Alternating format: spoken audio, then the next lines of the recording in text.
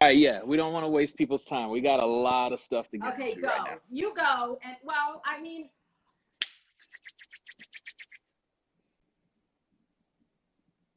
I've communicated to you that I really want to have conversations about all of this.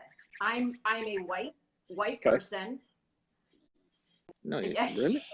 I know it's hard to tell, but I'm raising a Black daughter, as you know. But Yep, I love me some Nina. And I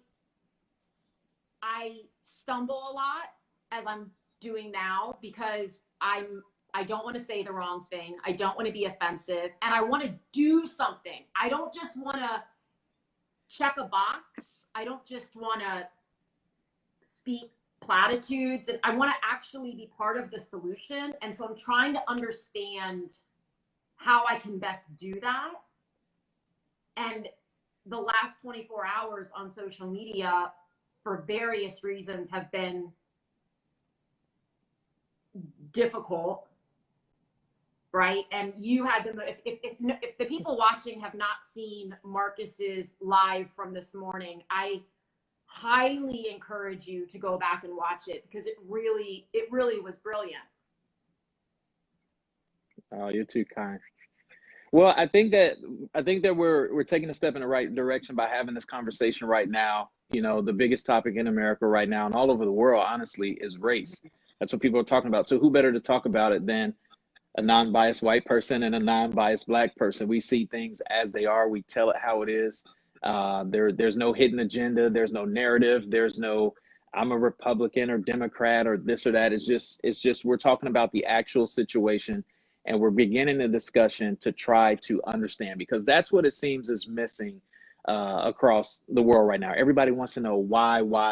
So now we get the opportunity to have a conversation from two different perspectives and to have a better understanding of why. But not only will we have a better understanding after this conversation tonight, we'll have a new perspective, hopefully, because that's what we're trying to accomplish. We're not just here to educate. We're here to say, okay, now that you have the information, how you receive the information, how do we transition moving forward? Because dialogue is nothing without comprehension and a place to go afterwards. Yeah, and that was what I loved so much about your live this morning, when you said communication is not the issue, it's comprehension.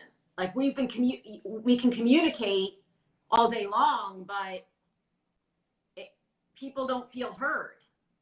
And I can only speak from my perspective and my experience, and I have felt like I am so privileged that I have felt like I didn't know what to say, right? Like, that in and of itself is, right. I'm aware of that. And yet I didn't know what to say. And I saw a lot of other people like me in the space who were also hesitant to come forward and say anything, because they didn't want to offend, they didn't want to say the wrong thing. And like, we just need a better understanding of where everyone. Okay. So I guess let's talk about the issue at hand, and then let's just go ahead and move forward from there. So we know what's going on in America, but I guess the question on everybody's brain is why. There's a lot of whys. You know, why is rioting going on? Why are people protesting so much? Why are people stealing? Why haven't police figured it out after all this time? Why haven't Black people figured out that by rioting nothing ever changes? There's a lot of whys, right? And throughout the day, I mean, I've been doing like yard work and stuff like that, but my brain cannot escape the massive conversation that needs to be had. But a big thing that's been going on in my mind is there's two things that we have to think about. We have to think about logic, and we have to think about emotions, because that's what people primarily make decisions based off of. When something happens, people, you know, can take a second, analyze it for whatever it is, and then respond accordingly. And what you're witnessing all over social media and TV right now is an emotional response. And the reason that you're seeing an emotional response is because something tragic continues to happen. let's say somebody comes in your house and takes your kid away from you, takes them outside and beats them to death. You're not going to sit there and try to analyze this situation and respond logically. You're going to respond emotionally. And that's what we're seeing across America. We're seeing people respond emotionally. You're seeing outpours of cries. You're seeing people that have years and years and decades upon pent up frustration from being oppressed for so long. And I don't want people to say, oh, well, he's pulling the race card, he's pulling the slavery card, that's been over so long. I really want people to level with me on this, and I really want you to understand something. There's no narrative that I'm trying to push here, but I'm trying to get people to understand something. You cannot simply tell people to not pull a race card, not talk about slavery, when it's been over 400 years that people that look like me have been oppressed. And what ends up happening is that gets passed down from generation to generation to generation to generation. Think about what you're teaching your kids. So I watched a short video today of a gentleman that was in his 40s that was irate and ready to go loot and handle all this. I'm pretty sure you guys may have seen this video. And he was talking to somebody that was like 30 or 31 years old. And this kid is like, hey, man, this isn't the answer. I know you're pent up frustration and everything, but this right here, the rioting, the looting, it's not the answer. And the older guy was like, hey, man, I'm just so sick and tired of it. And he said, you know who else is tired of it? I'm tired of it. You know who else is tired of it? This 16-year-old kid right now is tired of it. You know who else is going to be eventually tired of it? I got a 5-year-old son. So we talk about the generation after generation after generation that has continued to be on the receiving side of the negativity, but not so much on the offense of it. So when you have all that, again, you cannot just simply say, don't pull a race card, don't pull a slavery card, because it's not a fair statement. And we all know life isn't fair. But you can't take what's been happening to people who look like me for such a long time, I'm talking about centuries, and just compartmentalize it like it's nothing. Like, get over it, bro. That was your great, great, great, great, great, great, great grandmother.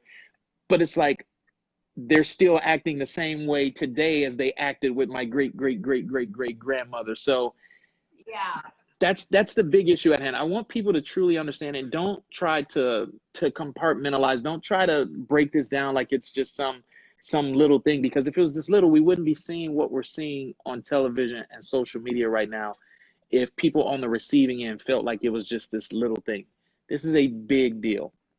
This is a really big deal. And what I want you guys to truly understand is that there is a recognition out there, and we can differentiate what's right from what's wrong, what's good and what's bad. But when you're centuries, you're the victim and the victim and the victim and the victim, and nothing ever changes.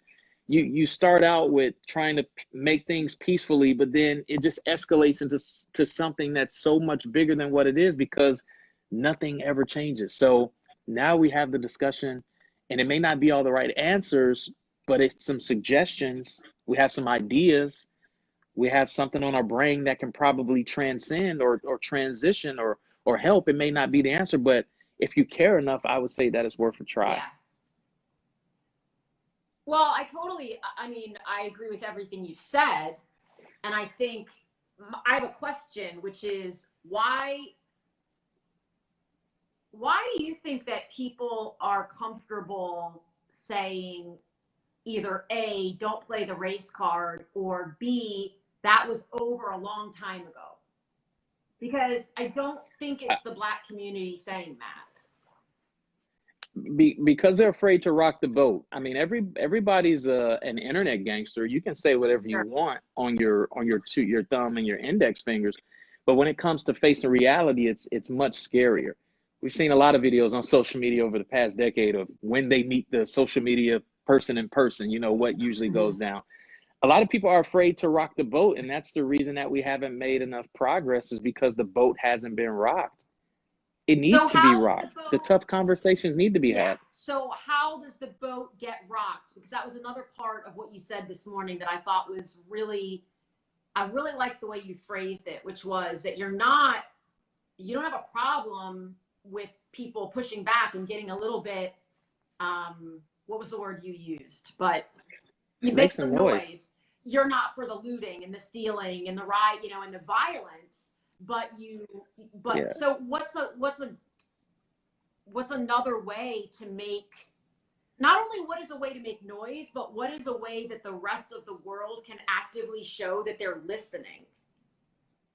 We need more people like you. We need more white people that stand alongside Black people and say that this is not right. We need more policemen policing the bad police. We need the good police policing the bad police. We need the white people that really truly feel that they know that there's injustice going on, but they don't say anything about it. They sit back. They just watch. And I'm not saying that they're guilty by any means of doing so, but you ask what's going to make us start making more noise. When more people look like you start to realize, vocalize, broadcast, and stand beside people that look like me, then what's going to happen is you're going to start to get noticed by people who probably felt the same exact way that you did, but was too afraid to get up there and say something. But now they feel like they have the power because someone looks like them, feels and thinks the way that they do, and they were bold enough to say something about it. So now you've given that person courage, and then we'll set off a domino effect. That's what needs to happen, because the truth of the matter is there are a lot of people who know deep down in their heart what's going on right now is wrong, but they're just so afraid to speak out about it because of the fear of what their coworkers, their friends, their family members are going to think of them because of the way that they were raised. You know, or man, I've never seen you side with them, or I mean, what's going on? Are you switching it up on this public perception of what people are? That's what people are so afraid of. People are afraid to put a camera in front of their face like we're doing right now, because what is this person going to think how I look? Is my lighting right? Is my people are just so afraid. Am I right or wrong? Absolutely right. And that could go off on a completely different, it's interesting how things interrelate. And so I, of course, will rely on you to keep me on track, because it can start to go off, right? But I think that's so interesting. And, you know, I look around all the time when I'm talking. I don't know why. That's a whole thing. So bear with me. But what I think is interesting is that here's what I've seen. People are afraid of two main things. People seem to be, and we're going to talk about generalizing, because that's something you and I talked about earlier today. And I think we can agree. I can't wait to get into that one. Yeah, for sure. I do not speak for all white people, and I don't think that you would say that you speak for, you know, we speak as ourselves and from our own experience. Yeah, I have my opinion. Like from my experience and my perspective. And what I was seeing, what I was feeling too, so maybe that's why I was seeing it, was there were some concerns about people feeling like they were only saying something for marketing purposes. So like the brand. And I saw Trent Shelton, you probably saw his video yesterday morning, or maybe you haven't seen it yet, but where he went live and he basically said, I don't care about the brand. Like I don't care about the brand. And I've seen a lot of people do that in both communities and say, this isn't even about that. But nobody wants to be perceived as though it is about that. And then if they don't say anything, then they're perceived as supporting it. But if they do say something, then they're potentially, I've seen people called out on what they've said, and I didn't feel that what they said was controversial. I felt like their intention and their heart were good. They said something that triggered somebody, which is totally fair, right? And so that's why I think people hesitate. I don't know. Well, let's back up a little bit. I may be okay with people hesitating as long as there is a clear understanding. And right now what I'm seeing is not a lot of people have a clear understanding. The reason that I make that statement is because you can get on social media right now and you will see results. I'm sorry, you'll see posts like this. I ride with blue. If you don't ride with blue, then you can unfriend me. I ride with this side, and if you don't feel like how I feel, you can delete me. The problem is those are general statements, and that's part of the reason that we're in this situation right now, because people assume, people generalize, people group people together, you know. And if you don't believe me, check this out. I'll just play a really quick game with you, and I'll just, the audience can check this out and see how cool this is. I'm going to say one word, and I want you to think of the first thing that comes to mind. Oh. No, not you, the audience. This is going to be rhetorical. People don't even have to comment. But let me just show you just how much people overgeneralize. Republican. Okay, your audience just had one thing come in their mind. Black. Your people just had one thing that they just envisioned. Democrat. Your people just literally just thought of one. I mean, there are some people that thinks that this is Jeopardy or Wheel of Fortune. They're just firing off right. So we over police. Yeah. Like, okay, so like, and I'm talking about all sides, black, white. We generalize, and what happens when you generalize is, what we have to do is we have to narrow this thing down from here. We have to make it become very specific so you can know exactly what we're talking about. How in the world Colin Kaepernick kneeling during the national anthem gets turned into disrespecting our flag and our country? I mean, he even said it from the first time. He says, I'm kneeling because I want to draw some attention to me, because I got this platform for people can ask, so people can ask me, why are you kneeling? So I can say, hey, I'm kneeling because there's a lot of police brutality going on, and I don't, I want to draw these cameras on me so I can use my platform to speak publicly about the injustices that's occurring right now. And the entire United States turned it into, he doesn't respect our flag. How in the world could something like that happen? Like, it gets blown up to this big thing. And it's like nobody wants to really pay attention to the specifics of what's going on. The people out there that says, I ride with blue. If you don't ride with me, then delete yourself. That's not fair. Here's the deal. The people out there that's saying F the police and F12 and this and that, that's not cool either. I know police officers. I know good ones. I know really good ones. I know white good ones. I know black good ones. Heck, a police officer called me as soon as I finished my Facebook Live this morning. I talked to him for like 30 something. I'm dead serious. Like, you can't generalize this thing. If you don't ride with blue, you're not with me. Here's the deal. When people are saying F the police and F this, they're not saying, they're generalizing, which is wrong, but they're not truly saying F all police. They're saying F the police that kill unarmed black people for no particular reason. But the problem is how that gets perceived is that you don't like police, and so don't call them when your house is on fire. Bro, you twisting a scenario. That's not what we're talking about. We're not talking about my house is on fire, I can't call the police to come save me and my family and my cat. No, we're saying, hey, stop killing unarmed black people, period. If you do that, you're wrong, and I don't side with you. And the criminal justice system supports you fully, and most of the people that end up doing this stuff, they get off. I mean, getting fired is a slap on the wrist. If I go out and I kill somebody right now, I'm going to be facing a long time in jail. A police officer can literally walk down the street, pie-out, and he gets fired, he doesn't go to jail, this and that. It's not equal. It's not on both sides. It's too much generalizing. We need to, when we talk about situations like this, we got to talk about specific situations. You can't, it's just not fair with so many uneducated, not logical, emotional people in the state that we're in right now, my opinion.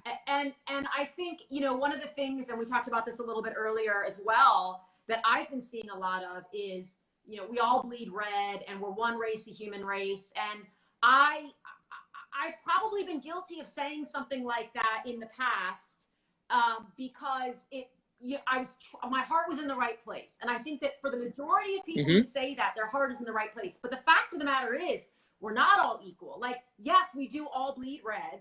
And yes, we are all part of the human race. But there isn't equality, as evidenced by what we're seeing. Yeah.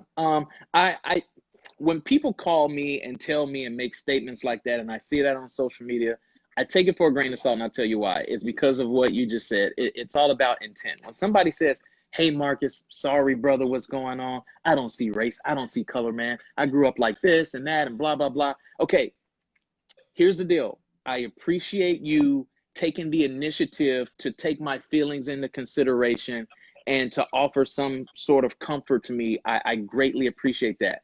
But crazy enough, I do need you to see race. I do need you to see color. I do need you to see all of these things. I need you to see that dog in the background. It's fine. Yeah. I need you to see it because the rest of the world doesn't see it the way that you see it.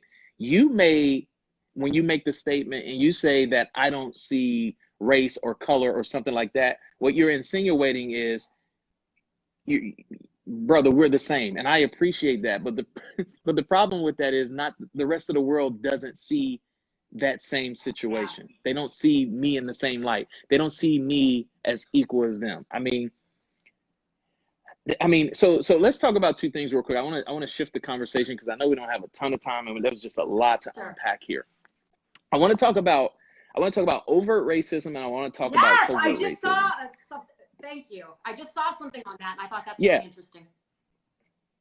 So there are people out there that, I mean, you shouldn't have to take a 5-question survey to figure out if you're a racist or not. Here's the deal: if you feel a certain way in your heart, you're a racist. Just put it there. It's not a good thing. It's not a good look. It is what it is. But there are there are acts out there, and depending on the type of act determines the kind of racism that's actually occurring. So there's overt racism, which is basically like dead smack in your face. Luckily for me, I believe I only experienced overt racism one time in my entire life. Like, I literally was working at the car dealership. I was a salesman, and I walked out to an older white gentleman, and I had asked him, was he being helped? And he literally looked at me and he said, "I am helped, and I wouldn't get help from somebody like you." And he looked at me up and down. Like, I immediately knew exactly what he was talking about. You know, like, he literally gave me the look like, yeah, I'm getting helped, and I ain't getting no help from somebody like you. So I get that. I think that's the only time in my entire life that I experienced overt racism. However, I think that I've experienced covert racism many of times in my life. Examples of covert racism is preventing, if you're a white person in power in a leadership position, you can prevent somebody from getting promoted within a job or something like that.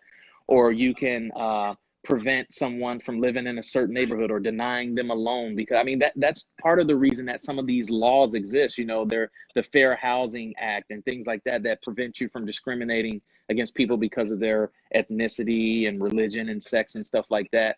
But that doesn't mean that it doesn't still occur. Like, you can still cut somebody off and prevent them from accomplishing greatness because you simply don't like the color of their skin. And that's, sadly, right now in 2020, there's still overt and covert racism going on in the United States. Like the military, for example. One of the reasons that I didn't stay in the military is because I truly believe that there was covert racism going on. Like, I met all the qualifications to be promoted and everything, and just for some reason, I just would not get promoted. And I hung around a lot of people that looked like me, and none of us was getting promoted pretty fast at all. Can I interrupt you for a second and ask you what may sound like a strange question?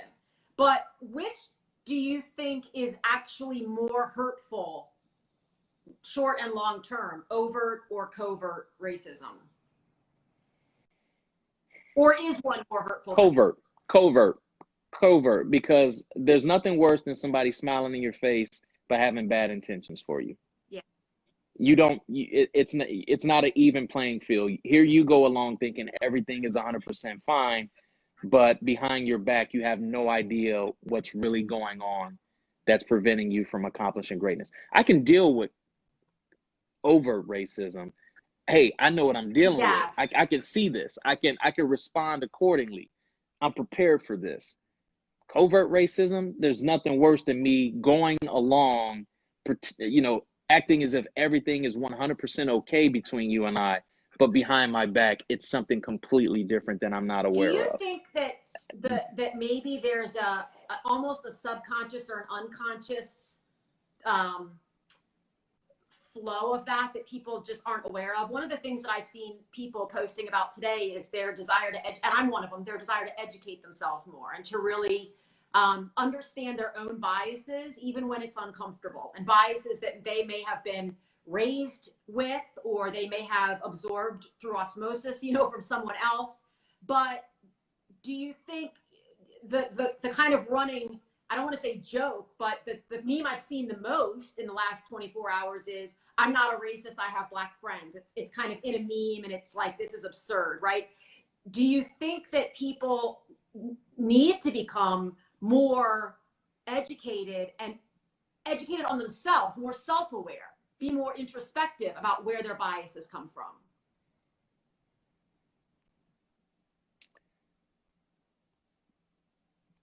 Yes, but I don't think that is the big picture. It all goes back to the conversations leading to comprehension. kudos to you for wanting to be educated. Kudos to you for wanting to gain the knowledge. But what if you gain all that knowledge and decipher it and still decide to not change anything? Because deep down inside, that's who you are. I mean, we all know the person. I mean, heck, I read a lot of books, as you can tell. But let's say I read a book last week that tells me I need to stop eating cheeseburgers, and I go out and eat a cheeseburger tonight. I got all the information. I know right from wrong, but the choice that I make, I mean, that's what I'm talking about right there. You can get all the knowledge in the world. You can get all the education. But if it doesn't resonate with you, if it's not something that spikes you and inspires you to really want to genuinely really cross that bridge into those uncharted territories, then the education means nothing. So do you think those are the conversations that need to be held? Is like almost one-on-one with people? Well, situations like this are great. I don't mean like this, because you and I are on the same page for some things, but like I saw, Free Hugs. The guy, okay, so Kenneth, he was out doing something in LA, and there was somebody with him who used to be a Ku Klux Klan member. And he said that right there, and they were hugging and the whole thing. And he said, this guy used to be here, but he got here through conversation. Yeah, I just want, when these conversations occur, and I know what you're talking about, you're essentially taking almost the extremes of both. Right. The black pissed off, irate, the black guy that's like super pissed about life, and the white person that just clearly doesn't get it and probably doesn't want to get it, but maybe let me try to understand this a little bit, get those two in a room and hash it out. Remember, we talked about logic versus emotions. That conversation needs to be logical, but what's going to happen is it's going to turn emotional, because you have two completely different ends of the spectrum. But somebody who actually wants to learn, like genuinely deep in their heart, and they say, you know what, man, I've been on the fence for so long, and I don't know, I don't have all the right answers. I got what I think was right. I know my morals and ethics, and it just, there's a lot of things that I'm seeing on TV and social media that just doesn't make sense to me. I do want to have this conversation. If that's going to occur, if that's what your intention is, I need you to go into the conversation and not say something like this. I know what you're saying, but like that's one of the worst things that you can say, because that just like I said on my live this morning, that just goes to show that you have your own narrative that you're trying to push, and you have your agenda that you're trying to convince someone else of. And that's not the point of the conversation. If you're truly saying you want to understand, then give somebody a platform to speak and this and that, and ask them open-ended questions that's designed to get that person to talk and elaborate, so you can truly receive that information, digest it, analyze it, and then make your own decision. Don't give somebody a platform to speak saying you truly want to understand, but then when they say something that you may not disagree with, you try to push your narrative on them. That just shows you're truly not trying to understand. Go into the conversation, expressing empathy, understanding that there are victims and there's nobody playing the victim card. It's like a legit situation. They're victims, bro. Yeah. Like, it's not a victim card that I just pulled out my back pocket. Like, we're targeted. We're like, literally, they have meetings and say, I mean, even Mayor Giuliani in New York was like, stop. I knew stop and frisk was wrong, but I did it anyway. Like, black people are flat out targets. We are targets. There's meetings in rooms and say, all right, these people look like this, they act like this, shoot first, ask questions. Like, these meetings are actually happening. But I want you guys to understand this, because in the same face, I can tell you that not all cops are having those meetings. Yeah. And I know that for a fact. Yeah, and I thought, I think that the comments are going so fast, I can't even read them all. It's like let's get through some of them. I can't see them, but let's address some of this stuff. Okay, well, I'll scroll through and find some. And in the meantime, can I ask you a question?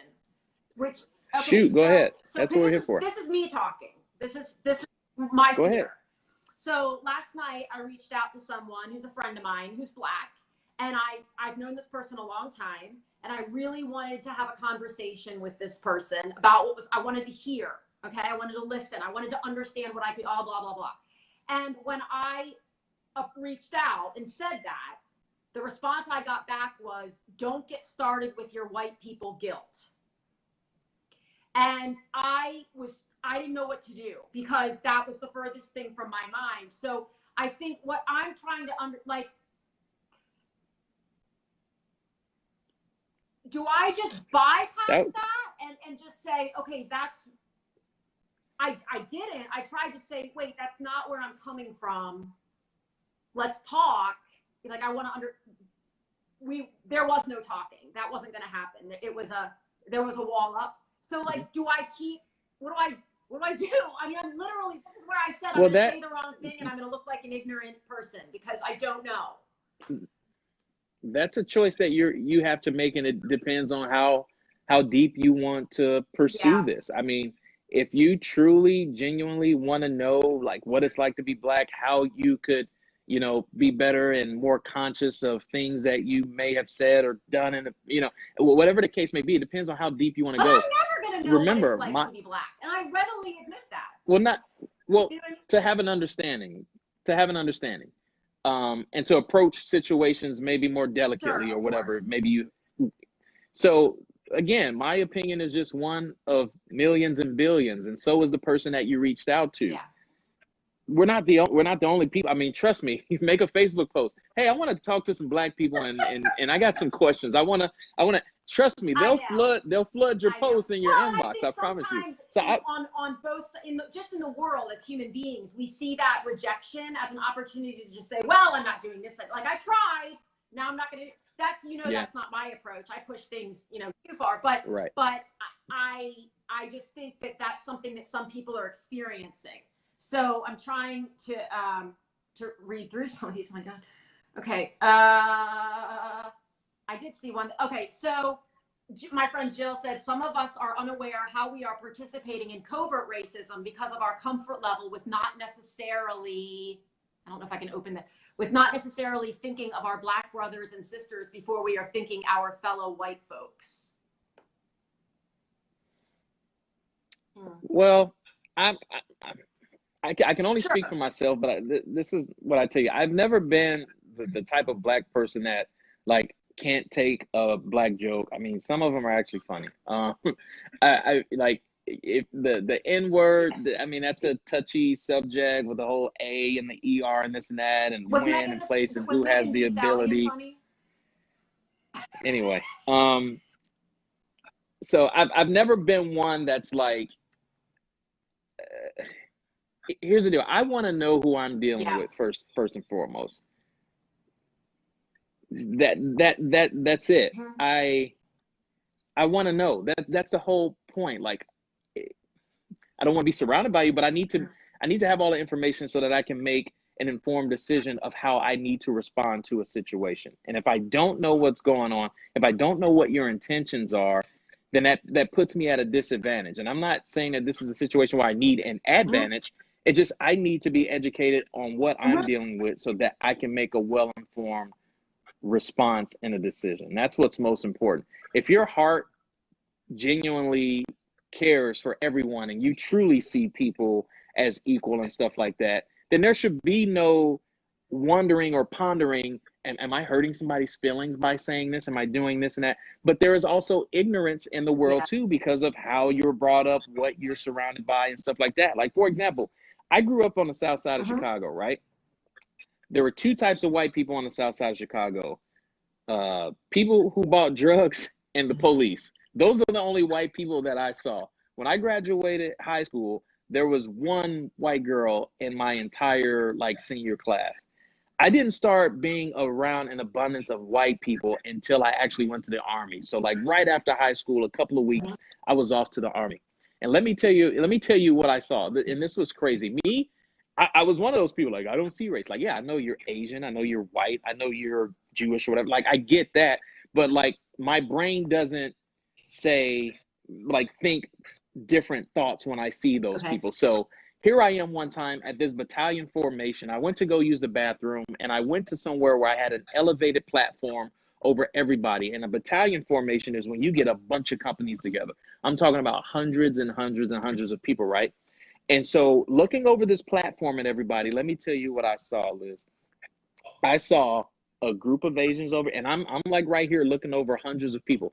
I saw a big group of Asian people right here, a big group of Black people right here, a big group of white people right here, a big group of that. I just literally overlooked groups of people. And you know what I did? And I was 18 at the time. You know what I did? Because I'm so silly. I literally went to all of those circles And I said, no, we need to mix this up a little bit. You Asian guys, you need some black people in this circle. What are we talking about right here? Where you go? And you know, after I finished talking to the, I went over to, hey, y'all this vanilla, you need some chocolate up in here, baby. Let's make it swirl up. Let's, you know, and I just went from group to group to group because I'm like, people will naturally gravitate toward what they're comfortable. Right? And I feel, I mean, you are. You're that type of facilitator. You are that facilitator. And I feel like we need a lot of you right now. Well, we're starting the discussion right here. I mean, heck, I've been on Facebook like 4 times in the past 4 months. So, but this is, I know they're not, but now, I mean, I'm speaking from a logical and an emotional state right now because right is right and wrong is wrong. I mean, when I say we got to go from broad to specific, you know what really grinds my gears? Oh my God. This is what really grinds my gears. So check this out. I think I told you this, and I think I even said it on my live this morning. So everybody's seen the video by now, right? Like, we want to know something crazy? I haven't watched the video. I literally have not watched the video. Can I be honest? I haven't either. Go ahead. And it's not okay. So, but I think now I want to ask you about this. Like, why haven't you? Because I'll tell you why I haven't watched it, and I'm not excited. Because I'm gonna get very emotional. That's why. I'm gonna get very emotional because I'm tired of it. I really am. I forgot where I was going with the statement, but I was just surprised. No, it's really okay. Surprised. I was talking about right is. Oh, okay. So I know what I was talking about. Okay, so here's the deal. A lot of people have seen the video, and a lot of people like me have an idea of what the video looks like. So I believe we all have upwards of 90% of understanding of what happened, right? What really makes me upset is that there are people out there that are making statements, and I'm talking about these are people in positions of power and leaders and stuff like that.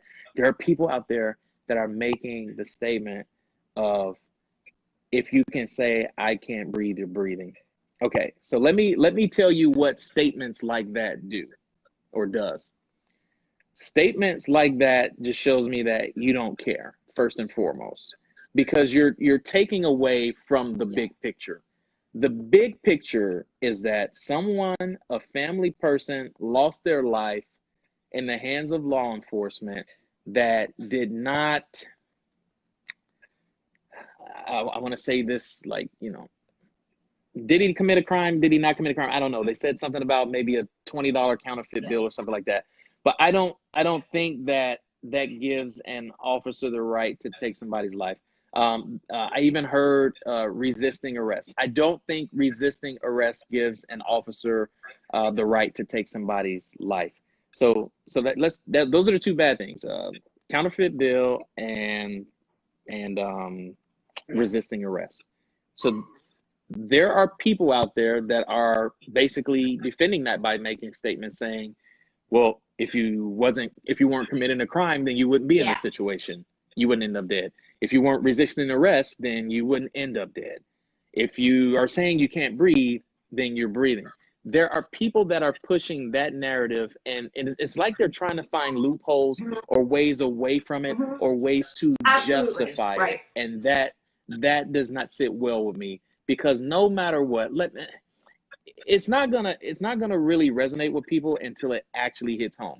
It's gonna take something bad to happen to somebody like that can make that statement that if you're saying that you can breathe, then you're breathing. It's gonna take from somebody to come in that person's home, take their kid away, handcuff them to the front post, and watch their kid get almost beat to death when he's got a little bit of life hanging on to him, and looks at him and says, hey, can he breathe? It's gonna take something very bad to happen to get that person to understand that. And my question is, why does it have to go to those lengths in order for that to happen? Alexa, turn the reading room light on. You and your technology, I swear. Sorry. Yeah. It's my daughter. She's messing with me right now. Well, you know. I think that another debate, if you want to call it, because I think it has become a debate that's active on Facebook and other social media platforms right now, is the whole all lives matter versus Black lives matter versus, and I saw what I thought so far was the most eloquently stated breakdown of that, which was basically like, duh, all lives matter, but it's like if you go to the police department and an entire neighborhood, there's one house that's burning down, the police department doesn't go and spray water on every house in the neighborhood. They go to the house that's burning, and this is the house that's burning. And I thought that was interesting. It wasn't something I had heard before, which doesn't mean it's never been said before, but if all lives matter, then why are jails filled with the majority of Black and Mexicans? If all lives matter, then why are Black people being murdered at alarming rates? If all lives matter, why are we having this conversation right now? Right. Because if all lives matter, I sure as hell don't feel like it. Right. Well, and I feel like there's more value on, I'm just giving my honest, I feel like there's a higher value on a white life than there is a Black life. When unarmed Black people get murdered by police, there's this period of time where we see, I mean, this is on a big scale. We only see something like this like ever so often. Like we saw it during Rodney King. We saw it during a few other shootings for some people, I mean, just to save time. But we've seen that. But if all lives matter, then why is there an escalation of this if that's the case? I just don't feel like I know that all lives matter. I love every single person on planet Earth. Like, I value everybody's life, but I feel like there's a priority and a precedence put on a white person's life than a Black person's life, because when stuff like this happens, eventually it'll get swept under the rug and we'll just all move on from life. I agree. And that's what I don't like. I mean, Rodney King was 30 years ago. I remember that I was in college. I remember the whole experience. And I saw someone posted yesterday, how are we here again? And my first thought was, we're not here again. We're still here. There's a difference. I don't think we're here again. Never left. I don't think we ever left. It's become more abundant through the use of cell phone technology. It went from video recorders to cell phones. Well, and never was that more evidence than last night, just all across the country. I mean, you want to know something? Always. This may not be a fair statement to say, because it's crazy, and Black people will agree with me probably more so on this, because this is a conversation that not many white people really understand. And I know this because I've had this conversation once or twice, and it goes by really quick. But there's like levels of Black people, and what I mean by that, I'm talking about skin pigmentation. Like, I talk to white people and they're like, I didn't know there was like a light skin, black, dark skin kind of deal. It's like, we don't all look alike. Like, I don't look like there's different levels of pigmentation. There's inflection in people's voices, their tonality, their posture, their body language, the way they walk, the way they talk, the way they dress, and this and that. And crazy enough, I literally dress like this on purpose. Like, you've known me for a while. I literally wear a suit and tie every single day to work. Suit and tie. And not a lot of people actually even know why I wear a suit and tie every single day to work. They think that, like, I wanna dress like Will Smith and Bad Boys or something like that. Like, no, those suits are not cheap at all. And I'm not like trying to be fly or like sharp or anything like that. Crazy enough, I wear these suit and ties to work, a place that I will spend anywhere from 11 to 14 hours a day at, is because I'm going to be dealing with the general public. I'm going to be speaking with people of the masses. I'm going to be interacting with a lot of people. And crazy enough, through the places that I've worked, the demographics, or the place that I work right now, the demographic is up there. I mean, you're talking about an average household income over $100,000. You're talking about well-educated, well-off people. That's the type of demographic that we deal with. Now, crazy enough, I have to present myself in a manner by the way that I dress to almost boost my Blackness a little bit. Black people will tell you this. There is you talk about like white people, like, I don't know, I'm being offensive by saying something like this. Like, there's it's very irritating for a black person to hear a white person say this. You speak so proper. Sure. You you enunciate so well. It's like, what the, like, I want to curse. Like, I don't curse, but it's like, I want to curse. Like, what am I supposed to sound like? What am I supposed to speak like? What am I supposed to do? Your own personal experience. Let me tell you, it took a long time to resonate with. Like, for a while, it was like a tiny little mosquito bite. But then when I started hearing it a lot, and I'm like, yo, like, it really just hit me. A light bulb went off. It's like, well, at first I was just like, I was just young and ignorant. It was just like, I thought somebody was giving me just like a compliment. Like, here I am, I'm just going to work trying to provide people with great customer service. And they're like, oh, they're impressed by me. Oh, this is cool, But then the light bulb went off and I was like, hey, you idiot. They're thinking that you're supposed to be something else. But and I'm like, but that's the whole point. Is it not, or a vast part of it is the generalization of this person is supposed to be something else. Yeah. Whether it's the white community, the black community, the blue community, okay, so check this out. So that's the reason that, like, when I'm not at work, like, I dress like this. Like, I wear hoodies. I wear basketball shorts. I was born in Chicago. I'm a huge Jordan fan. I wear Air Jordans everywhere I go. I like down my physical appearance a lot because, MLK talks about not judging people by the color of their skin, but the content of their character. But what's really cool is I go out and I'm a social butterfly. Like, I can talk to any and everybody. I want to have those conversations when I'm looking not in suit and tie. And I want to have those same conversations with people when I am wearing suit and tie. Because you're the same person. And then but they don't see me that way. And that's the crazy part. That's the crazy part about it. I'm not seen that way. At first, it's like, okay, who's this guy? I would never get okay, who's this guy if I walked up to you with a suit and tie on. But when I walk up to you like this with some Nike and some basketball shorts and some Air Jordans, it's like, okay, who's this guy? I'm not figured out yet. And then we engage in a conversation and they say, okay, there's possibly something to this guy. And then our dialogue continues for a little bit more and they actually get to know me and say, okay, was he trying to? And then it just keeps escalating and escalating and escalating. And then it finally gets to a point where they say something to the extent of, well, dang, you're not all that bad. And it's like, that hurts my feelings. I have to legit, like, you should want to have more conversation. Yeah. Which is so interesting. But when I wear my suit and tie, it's not like that. I hate hearing that. I don't like the word hate. I strongly dislike hearing that perspective because it's hard to hear. It's that I don't want you or anybody to feel that way.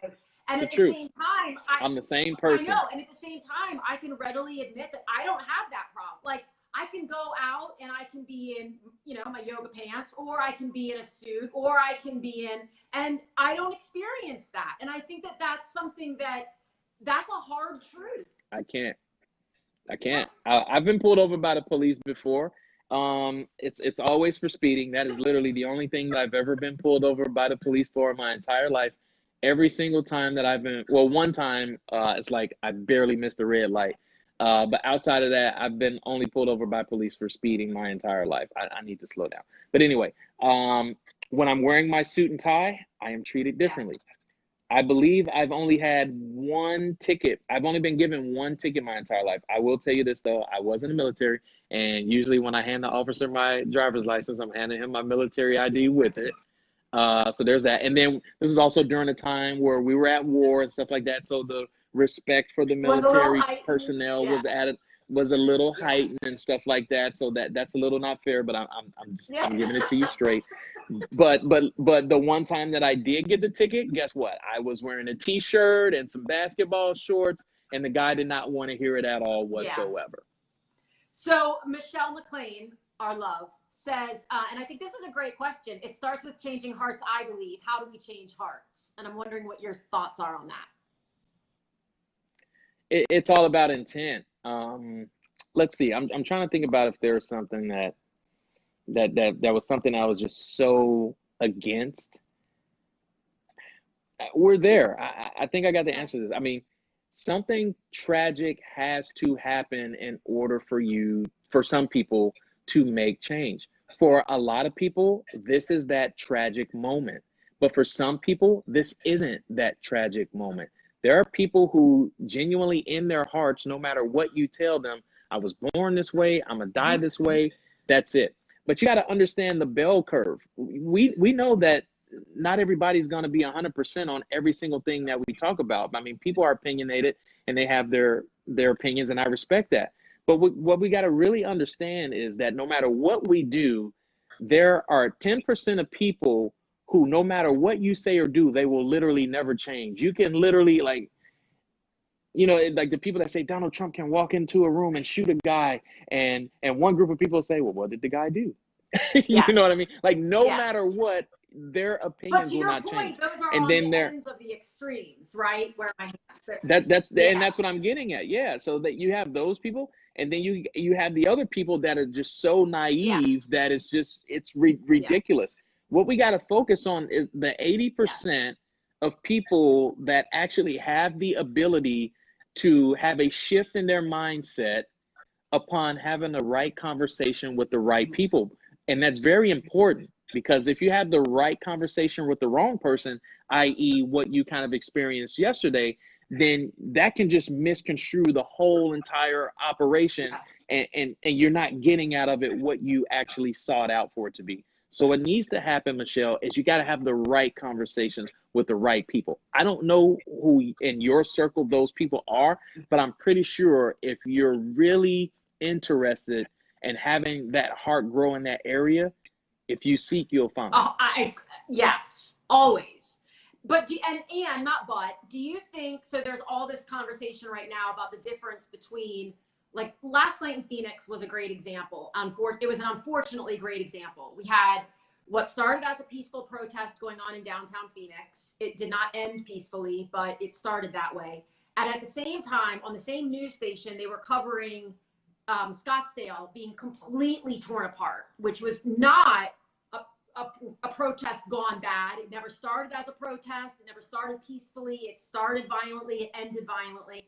And so there's been a lot of conversation about that goes from George Floyd to looting and rioting and kind of putting it all together. And with what you said earlier in the conversation about being really narrowly focused on what the issue actually is, I'm starting to feel as though the looting and those things are taking people off course. And you're absolutely right, and it's absolutely true. And I can't confirm any of this, but I can speak on it because I feel the need. I mean, there have been video footage from people's cell phones of, like, police posing as protesters and going out there and inciting and starting things because there's a certain narrative that wants to be pushed. Now, again, I can't say that for a fact. I've seen a few footage, but at the end of the day, we don't know that person or whatever the case may be. But I wouldn't put it past. Everyone has their agenda. Let's not forget, it is a political year. There are narratives. There's a reason that there's a Fox News, and there's a reason that there's a CNN. Everybody has their own agenda. Everybody has their own narrative. There are three sides to every single story. What side do you want to get? And I'm, it's interesting. You're absolutely correct that people are pushing their own narrative. And so there are some narratives and some media outlets that are pushing one thing, what you mentioned about the police officers who are apparently, supposedly, possibly instigating this stuff. And then there are others that are posting where the officers are taking a knee with everybody and there are these amazing communications. I mean, I was watching yesterday. And I think all of them are happening. I think all of them are happening. Like I said in the beginning, there's good cops and there's bad cops. There's good cops marching with people protesting peacefully. There's bad police officers out there doing bad things. I believe all of it. That's going to be the case, right? I mean, I was watching. But not everybody does. Not everybody does. They'll take that one piece and they'll just run with it. Look, they killed somebody and they turned it into looting. Gosh, when will the black people ever get it together? I mean, there are white people right now that are even thinking that or saying it. Yeah. And they're probably more thinking it than saying it. I don't know. There's some vocal people out there. I've read a few comments. You what? I said there's some pretty bold vocal people out there. I've read a few comments. Yeah, it does people are bold. I mean, to your point, keyboard warrior is it's almost like a career now. You can until that knock comes knocking at your door. Lord have mercy on my soul. So, but you know, yesterday I was watching. There's a guy I follow and am friends with from LA named Kane Dwyer or Kane Dyer. I'm going to screw it up because I don't know him that well yet. But he led a protest in LA that was. I had goosebumps watching it. It was really beautiful to watch because it was incredibly. I mean, I'm reading your face. I don't know how I feel about it because I don't. Oh. No. It's okay. It's because I was thinking of something. I didn't mean to interrupt, but it was like, at the end of the day, I don't have the answers, but I have suggestions because I do want to see something come out of this. And I don't want this conversation to fall on deaf ears. I don't want this conversation to, when people finish watching this live right now, to say, well, okay, well, that was entertaining or insightful. Let me get back to my regularly scheduled program. So what do you suggest, right? So like my daughter posted yesterday a bunch of, which I had never heard of any of them, but things that you can watch, documentaries, and there were different books, several of which I had heard of, many of which I hadn't, that can be read and stuff. My sister just said, you know, she loved that you said, talk to the right people, you know, find the right people to talk to. I mean, if that's the goal. Yeah. Okay, so let's start by having the conversation, because right now the conversations are not happening. So let's start by having the conversations, and you have to have the conversations with the right people. There are some Black people right now whose emotions are at an all-time high, and they are simply not willing to have this conversation with you. And thankfully so, it might not go well. So you might not want to have that conversation right now. But when tempers start to die down a little bit, should you choose to have that conversation with that individual, have it. If not, then move on to the next person. But I guarantee you, there are a lot of Black people here, like I don't generalize. I'm not mad at white people. I'm not mad at police. Like, I take every situation specifically. I'm mad at the person that committed the crime. I'm mad at the person that killed the person. So pick and choose your battles, but have the conversation with the right people that are open to having these conversations, that also have the true intention of wanting you to understand, because there are Black people that are craving to have this conversation with some white people. Like, I want to have this dialogue with you because I don't believe that you get it. And if you just actually had this conversation with me, I think the light bulb will go off in your head, and you might go back to your other white buddies and be like, hey, I just figured it out. You know what I mean? And then now this thing starts to spread, this positivity and stuff like that. There are Black people who want to have these conversations right now. And I'm going to try to, it's going to seem like I'm pigeonholing you here, and I don't mean to be, but what is a great way to lovingly and respectfully open that conversation with someone? What is a great way for me to open? Empathy. Empathize with the person. But I don't think just I can legit empathize, because I can sympathize, but I don't think I can empathize. Put a shoe on the other foot. I mean, that's it. Try to look at something from somebody else's perspective and say, if that happened to me, if that was my husband, if that was my brother, how would I feel right now? That's what I'm talking about. I want to put this out there because it's very important. And this is the reason that the dialogue and the conversation is really important, because there's a lot of misinformation that's being put out there. Case in point, and if you guys want to fact check me, feel free to do so afterwards. I can't remember the exact location, but this was fairly recently. There was a school out there, an elementary school, that had books that literally were teaching young children that when it came to Black people coming to this country in the 1600s, that we basically migrated for work. It's literally stated that way in the book, that and understand, these are elementary minds. They're still developing and they're growing. If at an elementary stage in your life, if a grown-up, an adult, a teacher, a facilitator tells you, hey kid, Black people came to this country a long time ago to work, to help build this country. Okay, and then you take that same kid and you tell him the truth and say, hey kid, in the 1600s, Black people were forced away from their families and their homes, put on an auction block, chained, handcuffed, whipped, beaten, brought over to this country, and had to endure terrible working conditions for 13 to 15 hours a day in the hot sun, in handcuffs, and had just the worst kind of conditions you can ever have. That's a completely different narrative. But here we are in the 2015, 16, 17, 18, 19, 20, and we're instilling this in our kids' brain right now. So from the beginning, we're putting false information in that kid's head. So when that kid grows up, they're able to say things, bro, slavery was a long time ago, get over it. It's soft because you weren't given the right information. So like your daughter said, educate yourself on the right information. This whole 13th Amendment thing is a huge deal. And a lot of people aren't even educated on the fact that there's an actual that's what I was loophole going to say. in the 13th Amendment. Very informative when you were talking about that this morning.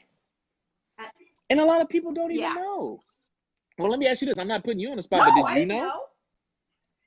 And you're a very smart person. So if you don't know, imagine how many other millions of people, the lack of knowledge and the lack of education, the information is out there. You just have to actually care to seek it. It's a reason that so many Black people are in jail, and it's not simply because they commit crimes. It's because they're targeted. It is a system. When you talk about systemic racism, this is what we're talking about. People found a loophole to steal. Black people were slaves. Somewhere along the line, they say you can't do this anymore. You abolish slavery. That pissed some white people off that like to see Black people as slaves. So what did they do? They say, oh, if you read the fine print right here, we can still keep them as slaves. All we got to do is this. And holy crap, there's a whole bunch of money behind this too. Let's build a whole bunch of jails. Let's this is a gray area statement. Let's put some crack in the bad ghetto areas. Let's film the stuff on TV of us showing how Black people actually are in these ghettos that they were actually forced into because they couldn't get home loans because of their ethnicity. They were denied to be able to have the ability to live amongst normal civilization. So it's filmed, televised, and you know how TV and social media is, right? It's beaten to our brain every single day. So you're constantly seeing Black people either doing drugs, selling drugs, getting arrested by the police every single day. And your high authorities are on TV saying crack is whack, don't do crack. But then 15 minutes later, when cops come on, all you see is Black people doing it. And it's like, okay, yeah, lock them up in jail. The president said crack is whack. And look at all these Black people doing the crack and selling the crack and this and that and blah, blah, blah. And every single day, rinse, wash, repeat. It's embedded in these people's brain. And it's like, how is that a fair system? Right. But people don't have all the information. And they say, oh, well, if you can't do the crime, don't do the time. I mean, there's just so much to unpack with this. Yeah, for sure. Eric Swanson, and I love this actually. So when I had said, how do we initiate these conversations? His answer was, I'm totally open to having a conversation and dialogue about learning what your thoughts and values are. This is my way. What is your way? But that doesn't often happen. Let's make it happen. Nike's got the best slogan. Nike's got the best slogan ever. Just do it. I mean, just do it, man. They killed it with that. I mean, there's a lot of reasons that I like Nike, but action is everything. I mean, it's the reason that, just do it. Enough talking. Like, let us do the talking and the dialogue and stuff. But if your heart's trying to get to the right place, there's nothing to it but to do it. You're not going to lose weight talking about working out. You're not going to change the world thinking about changing the world. You just got to do it. That's the reason that I'm breaking my Facebook hiatus right now, because I just have to do it. I can't keep these thoughts bottled up in my head, knowing that I have a platform right here that people actually respect me and will listen to me and will respect my opinion or value it or want to actually understand. Like, I just had to do it. And that's why I broke my hiatus. Yeah. And I think one of the things that a lot of people are hoping is that when this dies down, which hopefully will be somewhat soon, that we don't just... No justice, no peace. Right.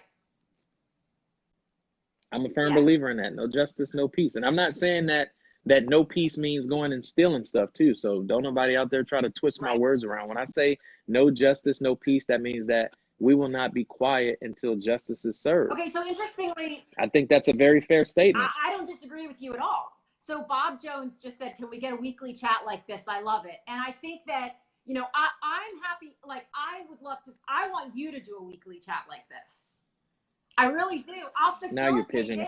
You weren't pigeonholing me earlier, but you're pigeonholing me now because because I broke my hiatus, so whatever. Here's the deal. If people are intrigued by this conversation and want to see more of it, I'm all about it. I mean, flood our inboxes with questions that you have. Send us emails. do all that, and I'll be happy to address anything because I'm coming from a place of love. You're watching somebody, and you're engaging and interacting with somebody right now who is intelligent, who's educated, who responds as opposed to reacts. You're talking to a person that heart is in a great place, and I truly have the best intentions for everybody. I'm biased because I'm me, but I think I'm a person that is more than capable of having these conversations right now. And if you are curious, by all means, feel free to pick my brain. And if your heart's in the right place and you have the truest of intentions of having a better understanding or getting a different perspective, or want to know what my perspective is on a different topic or scenario, or even why, because I believe that's the most important part.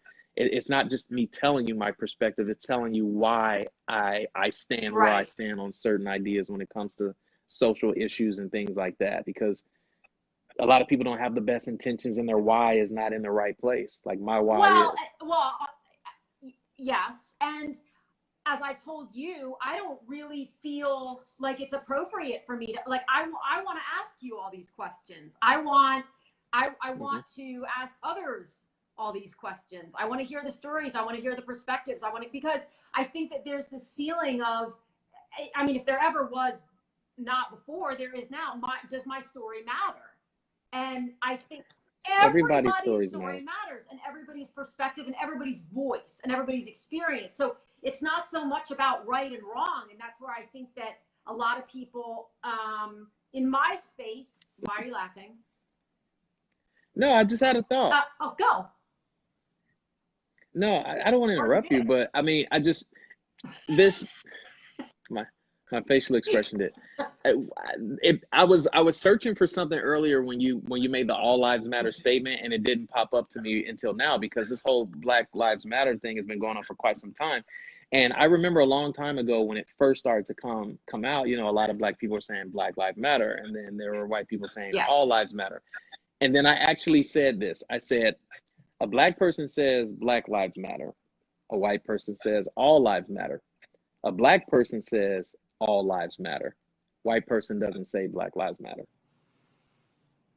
Yeah. You get where I'm going? So it's not necessarily a two-way street. Well, that's what I meant. I can sit there and feel as though from the white, it's almost a justification of, well, yeah, Black Lives Matter, all lives matter. It's kind of because it's so uncomfortable. I'm not saying for me. I'm saying But those are but they're two completely different statements, though. And when you say it with that kind of tonality, of course, Black Lives Matter, all lives matter. When you say it with that kind of tonality, when you say it with that kind of body language, it minimalizes it. It minimalizes it. It puts the All Lives Matter on a pedestal and puts the Black Lives Matter on the lower end of the totem pole. Right. Well, and that's how. So that's why I say I have the ability as a Black man to say Black Lives Matter, absolutely. All lives matter, you're absolutely right. White lives matter too. How many people can confidently, genuinely, from the heart, without their heart skipping a beat and sweating bullets, confidently be able to say that? Yeah. There's people that literally will be like, oh my gosh, I've never uttered those words. Like, what? And the sad part is they're thinking, what will my friends think of me? But that's the whole. You hanging with the wrong people. Globally about everything, right? Is what is everybody going to think? Yeah, wondering what everyone thinks. Yeah. So, and it's interesting because when you talk about overt versus covert, right? I have a lot of mannerisms and I have facial expressions, and that is how I say it. Like, of course, all lives matter, but I can definitively state, Black Lives Matter, period, and be end of story. But I hear what you're saying, and I think that even I have to watch my intonation and my facial expression and the way that it dismisses the actual message. Yeah, and a lot of people don't understand that, and it takes a conversation like this in order for that to happen, which is why I truly believe that is the next step. And understand that, again, it is a step of many steps that need to take place. But, I've never known anything that truly was worth having not worth fighting for. I truly believe that the truest intentions need to go into this with a a fighting style mentality. And I don't mean No, fighting of as me course. versus you, a Determination. fighting to a determination to truly understand this, because in as much as can be, right? And I feel like, I mean, I feel like I'm sensitive to that, I'm sensitive to the whole walking in your shoes, because I cannot do that, you know, and right? I mean, am I? Yeah, and the crazy, and well, and think about this. You have Nina, you have a African American daughter, and you're like, oh my gosh, Markiss, I literally have to tell her how to conduct herself if a police officer pulls her over. I never had to do that with Jack. I never had to do that with Henry. I never had I have to do it as a white person, which is also different. And I had a conversation with her today. And I told her, I mean, it was a longer conversation, but I said, listen, there are two things about I'm your mother. There are two things about your experience here on this earth that I am never going to understand the way you understand them. One is what it feels like to have been adopted, and the other is what it feels like to be Black. I'm not ever going to, like, I can hear you and I want to hear you, and I will listen and absorb all of it, but I'm never going to go, yeah, I get it. Nor should I don't think. Well, I think well, that's what we want. We do want there to be a light bulb to go off. We do want you to get it. What do you want? You want us to get it, but does it feel? I've often believed that it feels almost disingenuous if a white person says, we're not. There's a difference between saying I understand and I get it, right? But like, I understand, I hear you, I feel through the energy that you're putting out, all that. But to say, I get it, like, yeah, I get it. I've been there too. That's not. I get you. Well, I think she'll understand that, though. I truly do. I think she'll understand. I mean, we're put on this earth with all of this beyond our control. Sure. I can't control this. You can't control that. But we can understand it. Yeah. You can understand what it's like to be me taking a peek through my window. I can understand through asking you questions and you giving me all the right answers, genuinely what it's like. We can make sense of it. We could coexist. We could have great friendships. We can have great relationships. We can do great things. Well, and I think part of it to. is just the stories, right? So somebody else I was talking to today who's Black, and I mentioned it. We now have curfew here in Phoenix between 8 and 5. Pretty much everybody does, probably, but for the next week. And I just said, hey, FYI, if you haven't heard yet, this is the situation. And he said, well, yeah, I was observing that anyway.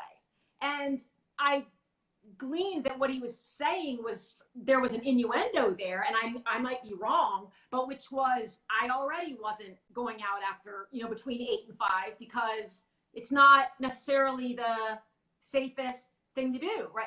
And so I said, I know that it's a different perspective, it's a different experience. What's the audience saying? What are some of the comments? Well, there's a really annoying troll who I can't figure out how to block, so there's that going on.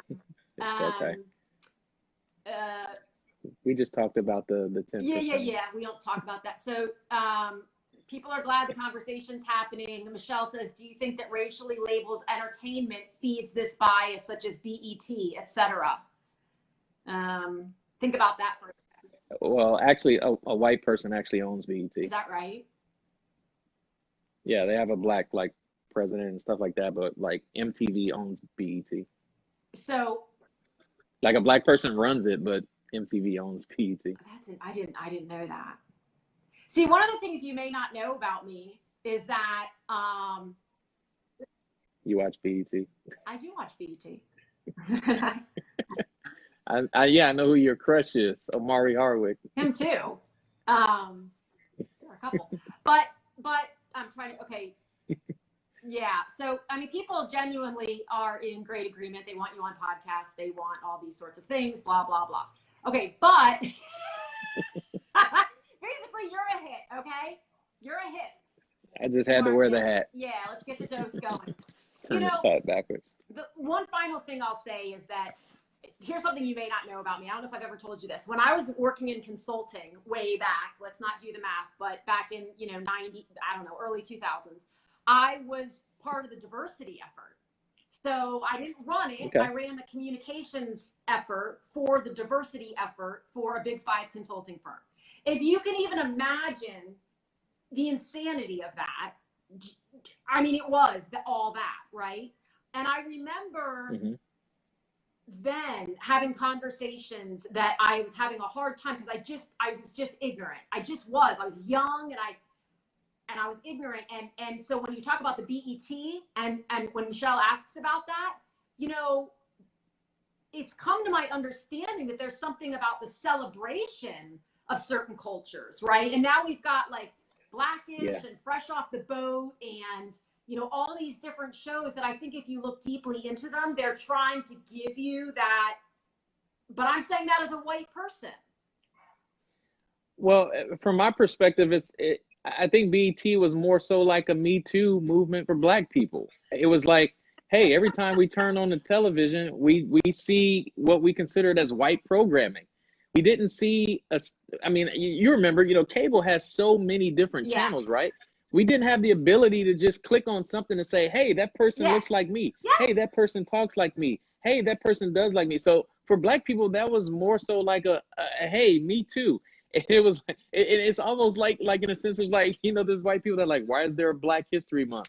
Well, heck, 11 of the other months out of the year, there's no recognition for us. Like we're cool. Like, again, it's like a Me Too. Like, we're cool too. Yeah. Hey, so let's just say if we took Black History Month out of February and it's just like January to December, nothing to remember, nothing to celebrate, nothing to praise, award, accolade, historical figure, it would just literally get lost. Like kids are literally taught in schools during Black History Month about because when they turn on TV and social media, all they see is the majority of negativity stuff when it comes to Black people. So it's like, I truly believe that there needs to be, I don't watch BET right now, but I did when I was, growing up and stuff like that. But I believe that a BET should be there. I think that people should have the ability to turn on the television and see people that look like them and act like them.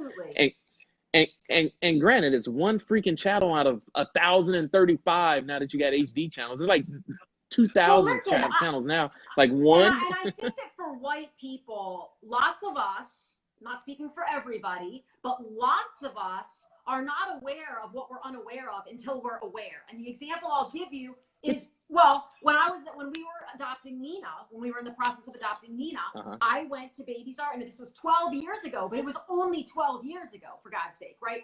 I went to Babies R Us and I wanted to get her a baby doll, and I wanted the baby doll to look like her. And they had an entire aisle, Markiss, of white baby dolls. And I had to special order it. Now that's gotten better in my experience. When she first came home, I could not find her hair products and her skin products in my local stores. Now I'm able to do that. So that's gotten a little bit. Her big issue, and this is hysterical, is that she opened a box of crayons once. And these are things, again, that I just wouldn't recognize. She opened a box of crayons and she pulled out a color, and it was a beige color, and it was called Skin. And she looked at it and she goes, this is not the color of my skin. And I was outraged. And we bought her a dollhouse. Well, all the families that come with the dollhouses are all the same. Now, I understand but come on. So I bought a Black family and a white family, and I did what I had to.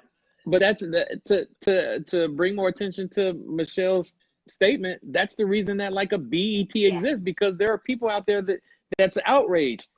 Why do I have to order this online? Or why can't I go into a store to see something why can't I turn on the television and see? Why can't I?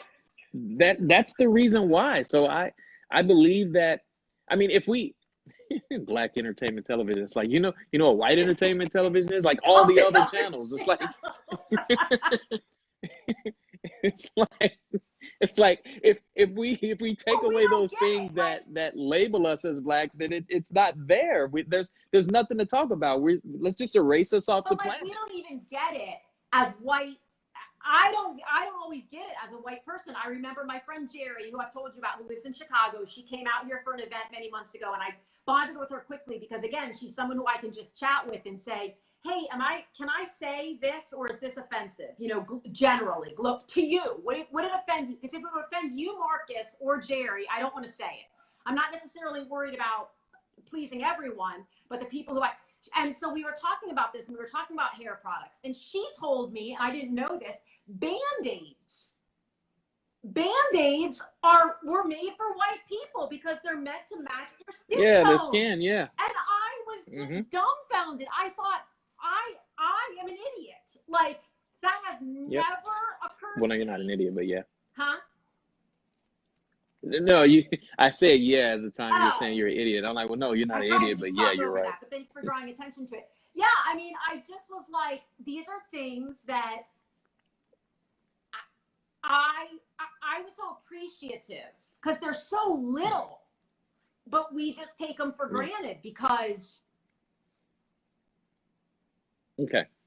Let me ask you some questions, because I've been doing the majority of the talking, which I'm completely okay with. But just so our audience gets another perspective, and it's not just mine. When you found out about what's going on in America right now, how did you feel? I felt sad. I felt angry. I felt a little bit paralyzed. I felt like I don't know what's the right thing to say, what's the wrong thing to say, what's the right thing to do. I felt very nervous about it coming across as though I was in any way trying to position this from a marketing or a brand standpoint. I felt very nervous about anything that I said coming across as I'm just trying to check the box of like, I've done the right thing as a white person. Let me ask you this even further. Out of everybody who you know, which could be large or small, out of everybody do you know that you know, how many, or okay, let's put a percentage behind it. What percentage out of everybody that you know do you think felt the exact same way? Very high. And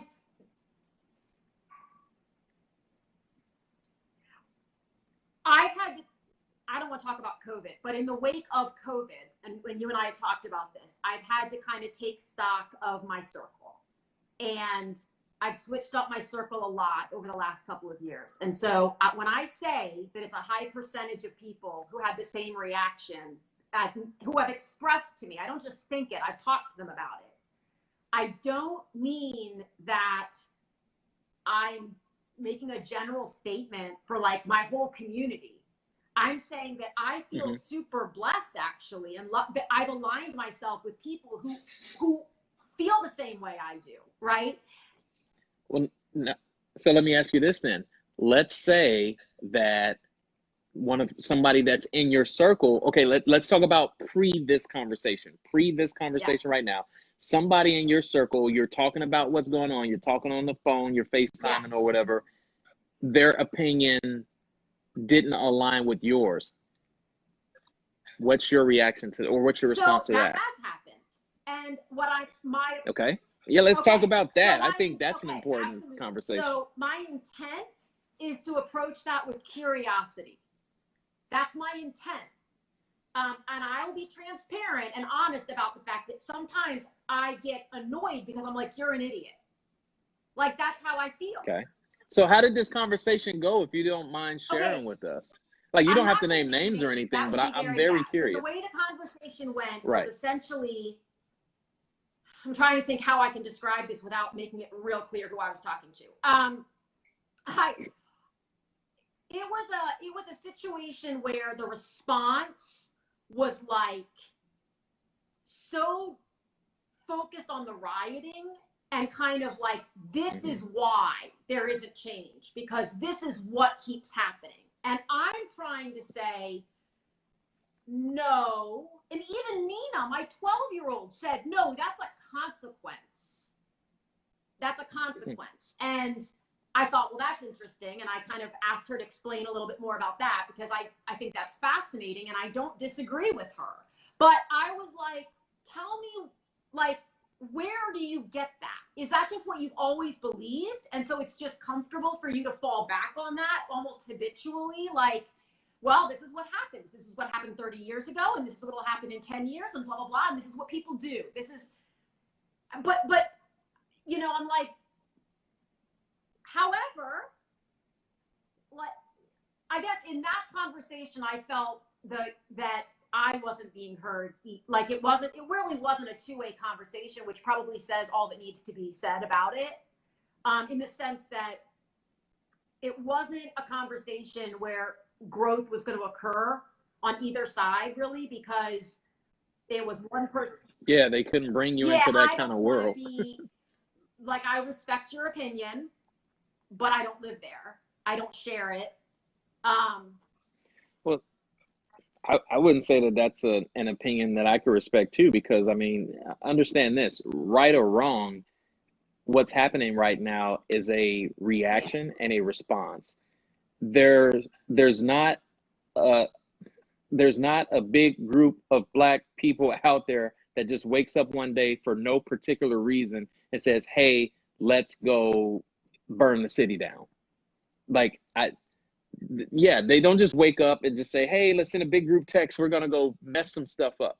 No, that is a response and a reaction because of something that happened. For every action, there is an equal and an opposite reaction. That's just, I mean, we all learned that in elementary school. And you really can't. So that's first and foremost. I mean, I don't think that on a grand scale, we can speak to why each individual incident of, I read something this morning about 2 white women who wore all black and black ski masks and went and spray painted BLM on the side of Starbucks.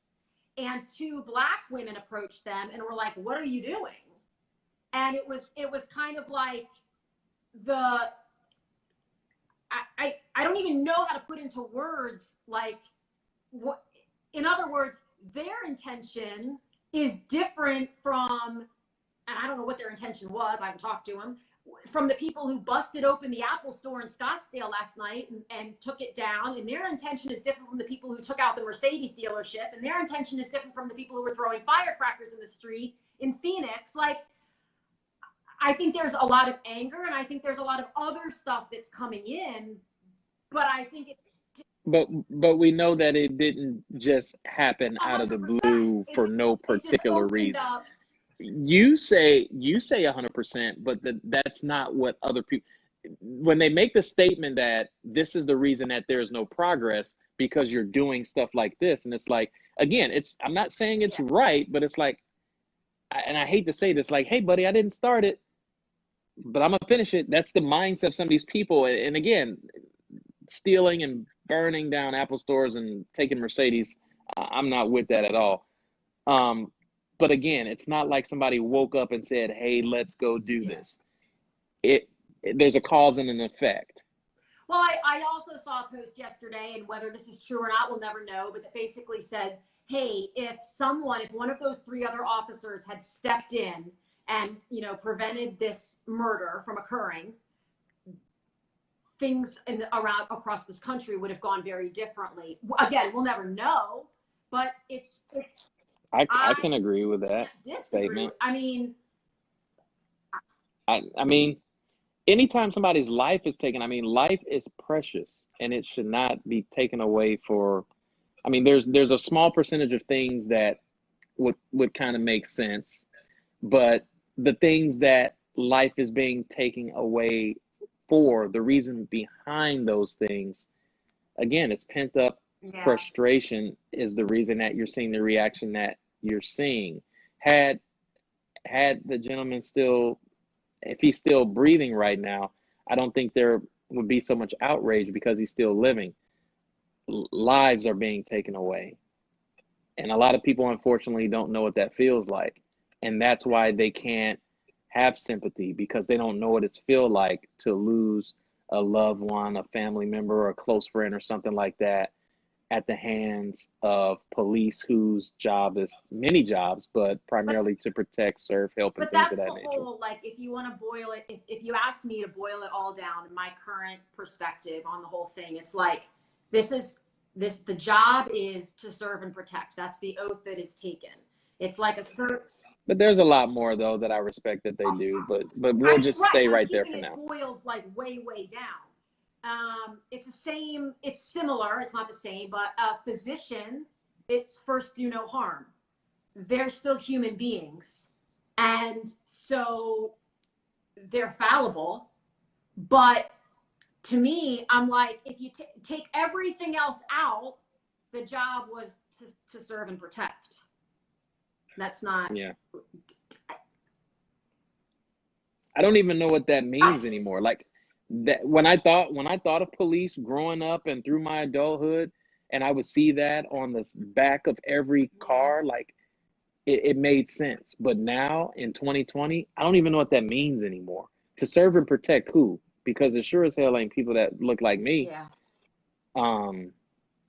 I mean, and again, let me apologize for that because that's a general statement. Because yeah, if somebody broke into my house and robbed it, I'm gonna call 911. So I don't want to be ignorant about that. And I believe that the police officer would come to serve me and help me and assist me and stuff like that. But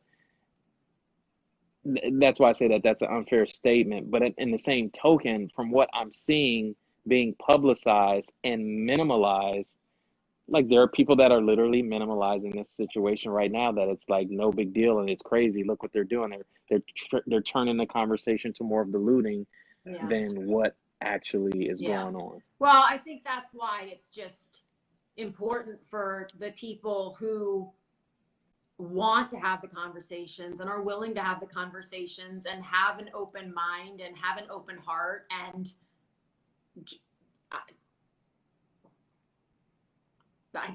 for it to go beyond this week. Yeah, seriously, that's the big ticket item. Here's the deal, guys, go out and have the conversations. Again, there are plenty of Black people that want to have conversations with white people that are not just, so I know what you see on TV. I know some people want to generalize and think we're all crazy and super emotional and want to get in your face and yell and scream and this and that. We're not all like that. We're not all like that. There are people who genuinely want to have conversations like this with you to try to bring some understanding. And we also want to ask you questions and we want to understand your perspective and stuff like this. Again, it's a two-way street. We're not just saying, hey, go talk to random Black people and start asking them questions so you can figure out why you're rioting and this and that. No. Like legit, go have a genuine conversation and a respectful conversation. And just in case you don't know what a conversation actually is, because there are people out there that don't, a conversation is actually when you talk and the other person shuts up and and listens. And then when you're done talking, they start talking and you shut up and you let them say everything that they want to say and listen and try to understand and empathize with them. And you don't say, I hear what you're saying, and try to push some narrative and this and that. Like when you're listening to somebody, like really try to listen, to have this conversation, to truly understand. There's a time for you to give your perspective and your opinion and stuff like that. But like during these times, the only thing that matters is where does your heart lie? What does your heart believe? What does your heart stand on this issue right now? I don't want to hear what your brain thinks. I want to hear what your heart thinks right now. You know what I mean? Yeah, and that's why I appreciate my friendship with you so much, because we can have, I always know that I can call and ask you something or ask you for your thoughts on something, and I don't open myself up for your response preparing my defense already. Like I'm not preparing a rebuttal. I want to know what your heart says, right? What your head says, what your heart says, and that's it. That's my intention. All right. So what did you take away from this conversation? I took away from this conversation that it's a conversation that needs to keep happening. You know, and I'm sorry, I'm going to listen to you, but I think that's a good question for the audience too. Comments. What did you guys take away from having a third point of view? Type in the comments. I guess I can read it after the live is over. But I really would like to know. I would like to go through all the comments and read and see what people got out of this. But okay, good. Which is great. That's all right. Which is great. So, but yeah, I mean, I think there are conversations. Demetrius and Michelle are starting up something, I think, called The Journey. I apologize. I already scrolled past it. where they're going to be having these kinds of, Owen Waxman said, I'd love to have the conversation. And I think that it starts with just two people who are willing to have a conversation. And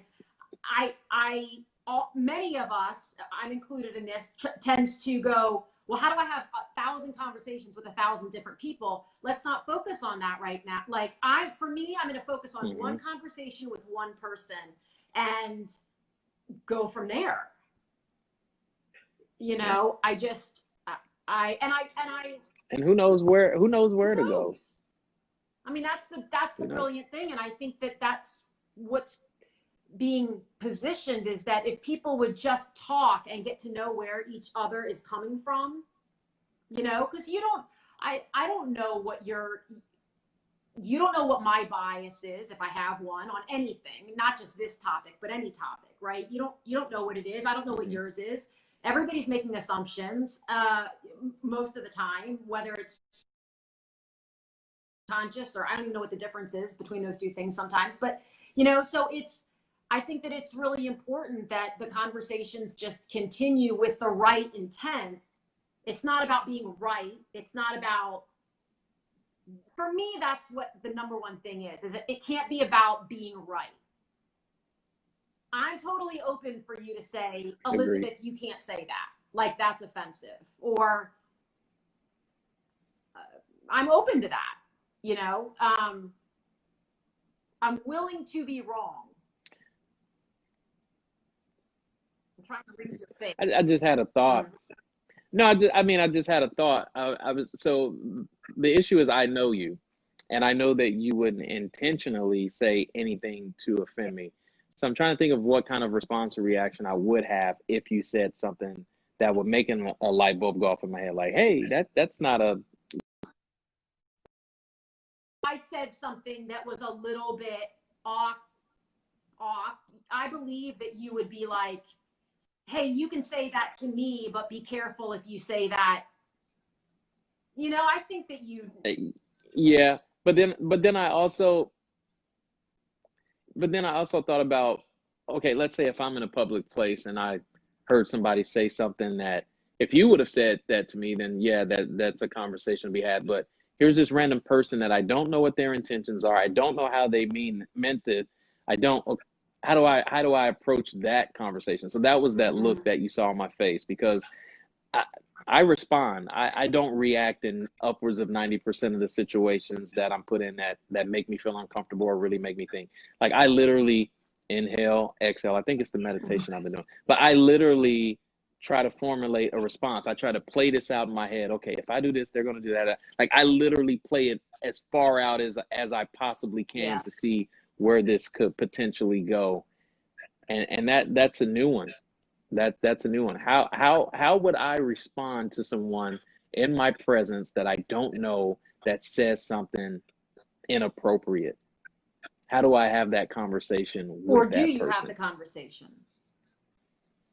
Yeah, I mean, I got a lot to live for these days, you know, and you just never know. I'm in Indiana, and let me tell you, they are gun crazy here in Indiana. I just moved here a couple of years ago, but they are proud of their guns. And I mean, I already got to think about, if I get pulled over, am I going to make it home tonight? I want to have that conversation in the line at Chipotle. Right? You know what I mean? Well, I think there is a time and a place, right?